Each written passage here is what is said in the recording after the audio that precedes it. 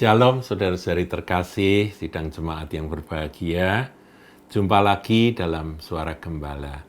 Masih dalam pelajaran pembangunan tembok Yerusalem yang dilakukan oleh Nehemia. Kalau kemarin kita belajar tentang pembenahan atau pemugaran, pemulihan dari gerbang domba dengan maknanya yang tentunya bisa diperluas, saudaraku. Tapi intinya yaitu tentang berita tentang salib dan juga berita bahwa kita adalah pemikul salib. Maka kita beranjak, saudaraku. Sekarang kita akan masuk dalam masih ayat pertama, tapi bagian yang kedua. Saya ulangi ya, ayat pertama saya bacakan lagi. Maka bersiaplah imam besar Eliasib dan para imam, saudara-saudaranya, lalu membangun kembali pintu gerbang domba. Sudah kita bahas. Mereka mentahbiskannya dan memasang pintu-pintunya. Mereka mentahbiskannya sampai menara Mea, menara Hananiel, sampai di situ saudaraku ya. Nanti kalau dibaca lanjutannya berdekatan dengan mereka orang Yeriko dan itu kisah sejarahnya. Tapi ada dua menara yang disebut. Nah sebetulnya bukan dua saja. Kalau kita telusuri pasal 3 dari kitab Nehemia, saudara akan jumpai di ayat 11. Coba saya tengok di sana. Malkia bin Harim dan Hasub bin Pahat Moab memperbaiki bagian yang lain dan menara perapian. Jadi ada 3 menara, saudaraku ya. 1 menara Mea, 2 menara Hananiel, 3 menara perapian. Nah, apa makna rohani? Ya, kalau makna jasmaninya ya itu dibangun menara-menaranya yang retak, yang dipulihkan, yang runtuh dibangun lagi, begitu kira-kira. Nah, sekarang saya ingin ngajak saudara merenungkan makna rohani. Menara itu berbicara tentang tempat tinggi, saudara. Atau dalam bahasa Ibraninya migdal. Migdal itu adalah tempat tinggi. Nah, tempat tinggi itu tujuannya apa kok sampai ada tempat yang tinggi? Untuk pengintaian. Jadi untuk orang-orang itu mengintai apakah ada musuh yang datang dan sebagainya. Nah, menara itu berbicara tentang maknanya, berbicara tentang kehidupan doa, saudara. Ya seringkali kita menyebut ya kata menara itu dengan doa ya saudaraku ya. Menara doa dan sebagainya, tempat tinggi. Tentunya ini adalah sebuah penggambaran bahwa Tuhan itu ada di tempat tinggi, naik ke tempat tinggi itu artinya kita berada di tempat untuk berdoa begitu saudara. Nah, ada 3 menara yang dibenahi atau dipugar atau dibetulkan pada waktu Nehemia membangun tembok Yerusalem. Jadi tembok Yerusalem itu dikelilingi, jadi kota Yerusalem itu dikelilingi dengan tembok, temboknya yang runtuh-runtuh dibetulkan, gerbang-gerbangnya yang rusak dibenahi, dibangun lagi, menara-menaranya yang kurang sempurna disempurnakan lagi. Itulah pekerjaan selama 52 hari yang dilakukan oleh Nehemia. Wah, itu kerja cepat, saudaraku. Karena kan ada musuh ya. Ada Sanballat, ada Tobia, ada Geshem ya yang mengganggu. Mereka tidak suka dengan pembangunan tembok Yerusalem ini. Nah, saudara, apa sih artinya menara-menara ini? Menurut arti katanya, saudaraku, semua ada maknanya. Tadi saya sudah singgung bahwa menara adalah kehidupan doa. Jadi selain pengajaran-pengajaran, doktrin-doktrin dalam kekristenan harus dipulihkan di akhir zaman ini. Ada 10 itu nanti gerbangnya. Kemarin kita sudah belajar tentang gerbang domba, yang mana nanti besok kita akan lanjutkan dengan yang 9 lainnya. Apa maknanya? Kita beranjak dulu ke menara, saudara. Menara artinya apa sih? Doa. Nah, kok ada 3 menara dengan nama masing-masing? Ada makna rohaninya. Yang pertama adalah menara Mea. Mea itu artinya 100, 100. Saudara ingat apa yang diajarkan oleh Tuhan Yesus? Tuhan Yesus berkata, seorang penabur ya, penabur itu menabur benih, jatuh ke tanah yang pinggir jalan, dimakan burung, langsung hilang benihnya. Jatuh ke tanah berbatu-batu, tanahnya tipis, tumbuh, tapi nanti kena matahari layu, mati. Yang satunya semak duri, begitu ya, tumbuh bersama semak duri, akhirnya tertekan dan mati. Yang lainnya jatuh ke tanah yang baik. Itu perumpamaan seorang penabur ya, dalam Matius 13. Tuhan Yesus ajarkan bagaimana yang jatuh ke tanah baik itu, benih itu bertumbuh dan menghasilkan buah. Nah, hasilnya ada 30 kali lipat, 60 kali lipat, dan 100 kali lipat. Saudaraku, rupa-rupanya banyaknya buah yang dihasilkan itu juga berbeda-beda.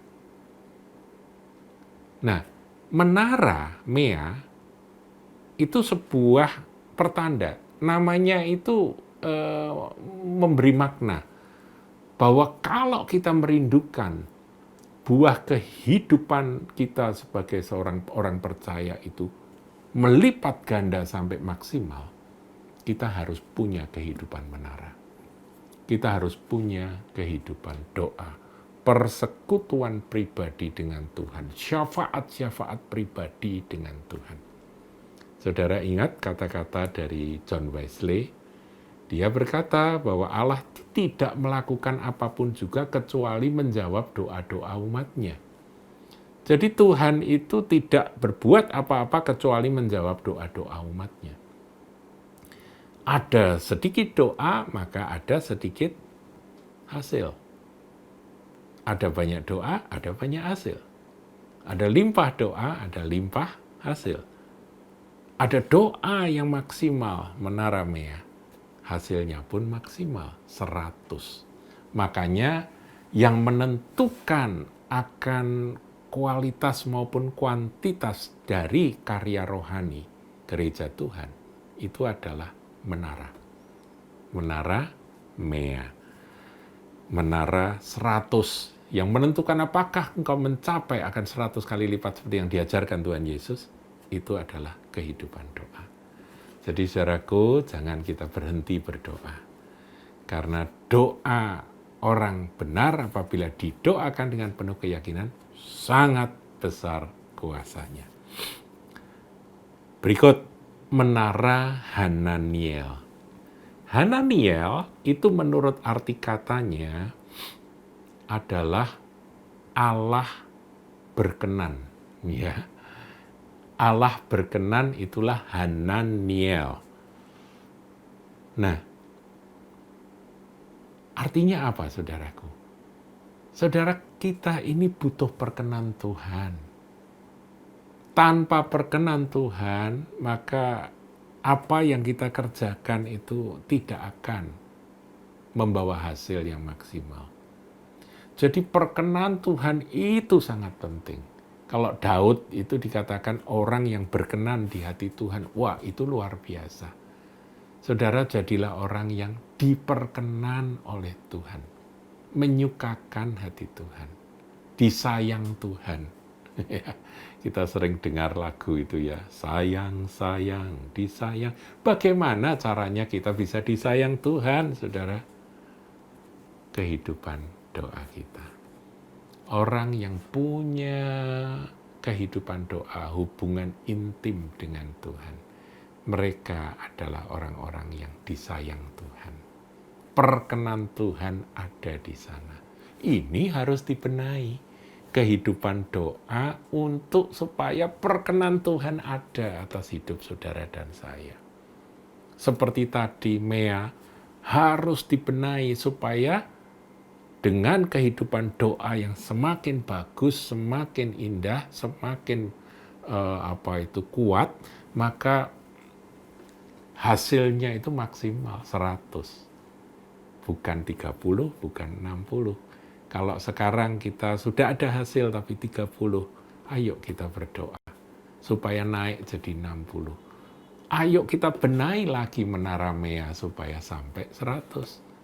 Dan itu semua bersamaan dengan pembenahan tentang kehidupan doa. Nah, saudara, saya ingin sampaikan bahwa kehidupan doa tentunya tidak jauh dengan kehidupan pujian dan penyembahan kita. Menyembah Tuhan dalam roh dan kebenaran itu jadi satu dengan doa. Jadi saudara jangan memisahkan ya, pujian sendiri, penyembahan sendiri, doa sendiri itu jadi satu. Kalau saudara baca kitab Mazmur itu isinya doa yang dinyanyikan. Ya, tehilah. Tehilah itu adalah doa-doa yang dilakukan. Jadi ketika Daud itu menuliskan akan doa-doanya, itu doa yang dinyanyikan, saudara. Tuhan adalah kekuatanku. Itu semua adalah doa-doa yang dinyanyikan. Jadi itulah menara Hananiel yang membuat saudara dan saya, anak-anak Tuhan, diperkenan oleh Bapa Surgawi. Satu lagi, saudaraku, tadi sudah saya singgung, menara perapian. Nah, ini menarik, saudara. Mengapa disebut menara perapian atau furnace? Perapian itu untuk memurnikan, betul ya? Semua itu kan dimurnikan dengan api ya. Perak dimurnikan dengan api, emas dimurnikan dengan api, semua harus dimurnikan dengan api. Api juga selain memurnikan, mematangkan, saudara. Ya, kalau yang rohaninya nggak mateng-mateng itu dimatangkan dengan api. Nah, saudara dan saya, kehidupan doa persekutuan kita secara pribadi dengan Bapa Surgawi dalam nama Yesus, dipimpin oleh Roh Kudus, itu adalah kehidupan yang mematangkan kita, memurnikan kita. Orang yang masuk dalam doa, benar-benar berdoa, itu sama dengan masuk dalam perapian yang menyala-nyala. Kita ingat akan kisah Sadrah, Mesakh, Abednego dimurnikan dalam api. Mereka keluar dan semua orang mengagumi karena betul-betul mereka sudah murni. Dan di dalam api itu ada satu sosok yang kita semua tahu, itu adalah Tuhan Yesus di Perjanjian Lama. Nah, saudara, kalau kita bandingkan dengan Ibrani 12 ayat 29, sana dikatakan bahwa sebab Allah kita adalah api yang menghanguskan. Jadi Tuhan Allah kita itu adalah api, saudara. Kalau saudara mendekat pada Dia, saudara pasti akan dimurnikan. Saudara ingat akan apa yang diajarkan oleh Rasul Paulus? Rasul Paulus mengatakan bahwa kita ini meletakkan dasar bangunan harus Kristus. Betul. Sudah punya dasar, terserah orang mau membangun di atasnya. Mau pakai bahan apa. Kalau bahannya itu kayu, rumput kering, dan jerami, memang selama nggak ada api nggak masalah. Tapi begitu didekatkan api, langsung menyala dan hanguslah ketiga material untuk membangun rumah ini. Tetapi ada material yang lain, ada 3 lainnya, yaitu ada emas, perak, dan batu permata. Saudara cari itu di Suara Gembala, judulnya material apa itu ya, saya kasih material apa gitu. Itu menjelaskan tentang hal itu. Apa yang menguji? Pada waktu di bumi ini nggak ada yang tahu, saudara. Tapi yang menguji itu adalah api. Lewat api diuji, mana yang terbakar hangus, lenyap. Nah, kehidupan doa kita itu memurnikan kita. Yang nggak murni, yang nggak bisa lewat di hadapan Tuhan, nggak bisa ngadep Tuhan, itu terbakar hangus. Sampai kita betul-betul tersisa emas, perak, batu permata. Makna rohaninya saudara bisa cari di Suara Gembala yang lalu. Demikian saudaraku. Jadi ada 3 menara. Menara yang pertama adalah menara Mea yang menentukan akan maksimal tidaknya akan buah kehidupan kita sebagai orang percaya.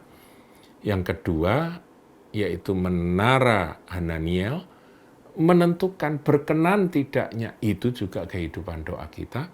Yang ketiga adalah perapian yang memurnikan kita, salah satunya adalah ketika kita berdoa, Tuhan akan memurnikan kita. Menara perapian. Ingat ya saudaraku ya, selain gerbang-gerbang, ada 10 gerbang, ada 3 menara yang dibenahi. Ya, kita sudah membahas 3 menara ini. Saya berharap ini jadi berkat. Tuhan Yesus memberkati.